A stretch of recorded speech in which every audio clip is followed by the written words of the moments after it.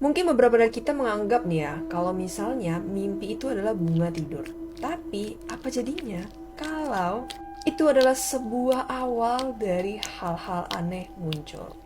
Yap, aku dapat kiriman cerita dari temanku dan ya kita sebut aja namanya Andi. Nah Andi ini tuh bisa dibilang dia tuh peka terhadap hal-hal dunia lain, cuman dia masih nggak begitu jelas sampai pada suatu hari dia ngalamin mimpi yang aneh banget menurut dia. Wah sebenarnya ceritanya ini tuh udah lama ya, sekitaran tahun 2008, dan pada saat itu posisinya si Andi itu udah kerja dan dia tinggal bareng kedua orang tuanya. Nah rumah orang tuanya ini belakangnya tuh ada kos, jadi orang tuanya ini punya usaha kos-kosan yang mana si Andi ini tuh tidur di kamar kos-kosan karena kamar kosnya itu nggak semuanya penuh, jadi dia nempatin salah satu kamarnya. Posisi kamarnya berarti itu ada di luar rumah. Singkat cerita, si Andi ini tuh dia ngalamin satu mimpi yang bisa dibilang aneh banget. Si Andi ini tuh mimpi ada di suatu tempat yang semuanya putih, nggak ada dinding, nggak ada atap, tapi ya kayak tempat, cuman ada lantai dan itu semua putih. Tiba-tiba ada cahaya putih juga nih, tapi ini terang banget, jadi kayak bisa ngilauin mata dia. Datang dari atas. Si Andi otomatis langsung ngadep ke atas dan ngelihat cahaya itu. Awalnya bentuk cahayanya itu nggak jelas, karena mungkin masih jauh. Tapi pas mulai ngedeket ke tempatnya Andi, di situ terlihat kalau misalnya cahaya itu bentuknya kayak jarum yang besar dan panjang. Itu tiba-tiba masuk ke matanya Andi. Karena cahaya itu, si Andi langsung ngalamin kebutaan. Sontak Andi kaget dong dengan mimpi yang aneh kayak gitu. Dia tiba-tiba terbangun. Dan ketika bangun udah kayak biasa aja sih, gak ada hal-hal aneh atau apapun yang terjadi. Besok paginya kerja, pas kerja juga gak ada hal aneh sampai pas jam pulang. Jadi Andi itu pulang kantor, dia tuh sekitaran maghrib, dan waktu di jalan mau arah pulang, dia ngelihat banyak orang-orang di pinggir jalan. Which is dia ngerasa ya udah biasa aja, mungkin ya ini orang-orang yang baru pulang kerja atau baru ngapain. Jadi dia tuh kayak nggak ngambil pusing lah, palingan cuman orang-orang biasa aja. Sampailah dia ke rumah. Kondisi suasana rumah pada saat itu langitnya udah gelap. Di samping rumahnya itu ada halaman tetangga yang lumayan luas. Tapi halaman tetangganya itu bukan kayak lapangan gitu ya guys. Di halaman yang banyak pohon-pohonnya. Pas Andi ngelirik ke arah halamannya itu, Andi notice nih, ada 3 atau 4 orang yang lagi di pohon. Dia tuh kayak ngegelantung kayak monyet. Which is itu aneh ya kan? Ngapain orang malam-malam ngegelantung di pohon? Andi yang penasaran, dia coba merhatiin lebih dekat lagi. Kira-kira orang tuh ngapain bergelantungan di pohon? Dan waktu dicek, ternyata itu bukan orang.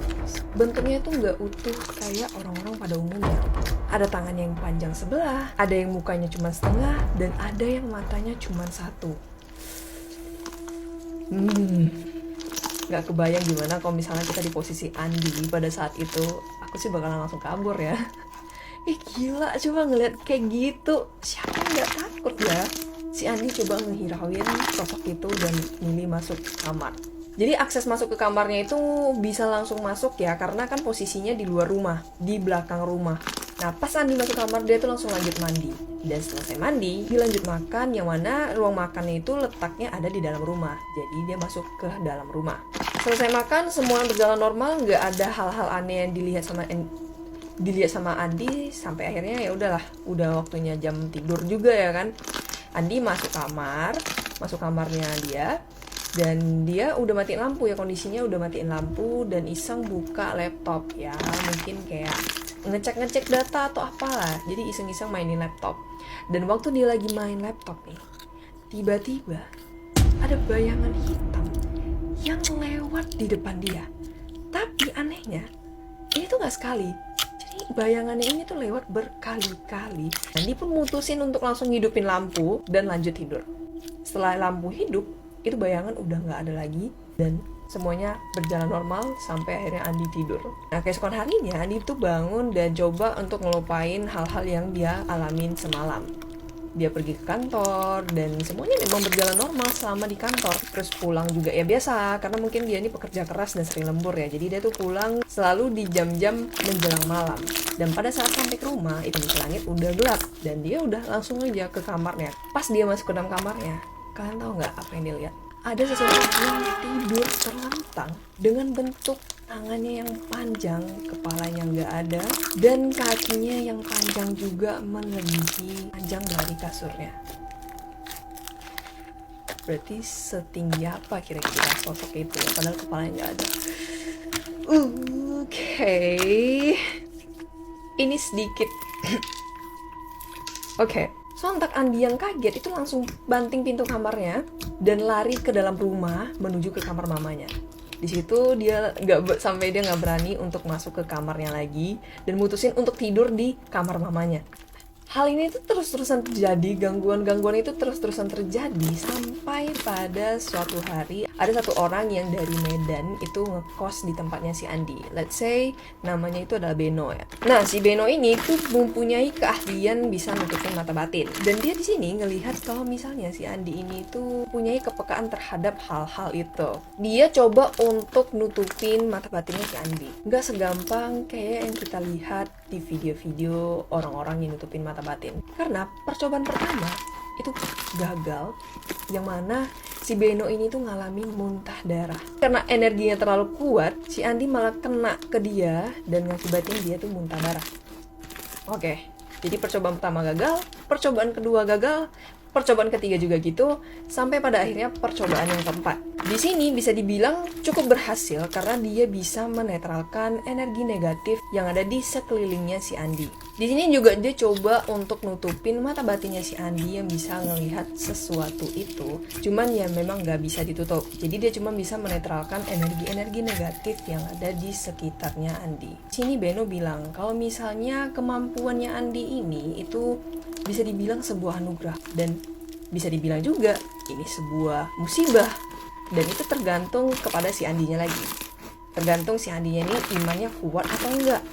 Ya kalau misalnya imannya kuat, itu tuh bisa ngebantu orang-orang yang mungkin kesurupan atau yang dapat gangguan-gangguan dari jin. Dia tuh bisa ngebantu karena dia mempunyai kemampuan ini yang memang udah dari lahir sebenarnya, cuman kayaknya nggak begitu aktif sampai kejadian di mimpi itu, yang betul-betul menjadi plong-plong-plong gitu, nampak semuanya aktivitas orang-orang yang berada di dunia lain. Cuman kalau misalnya imannya itu nggak kuat, itu bakalan ngerasa terlalu capek karena energinya terus-terusan dikuras karena ngelihat sosok-sosok yang kayak gitu. Pernah tiba-tiba juga ada orang pintar yang datang ke rumah dan ngomong sama mamanya Andi, minta izin untuk bawa si Andi ini ke sebuah perguruan. Cuman mamanya ini nggak setuju dong pastinya, mungkin takut anaknya tuh diapa-apain. Itu kejadiannya kan udah sekitar 16 tahun ya guys.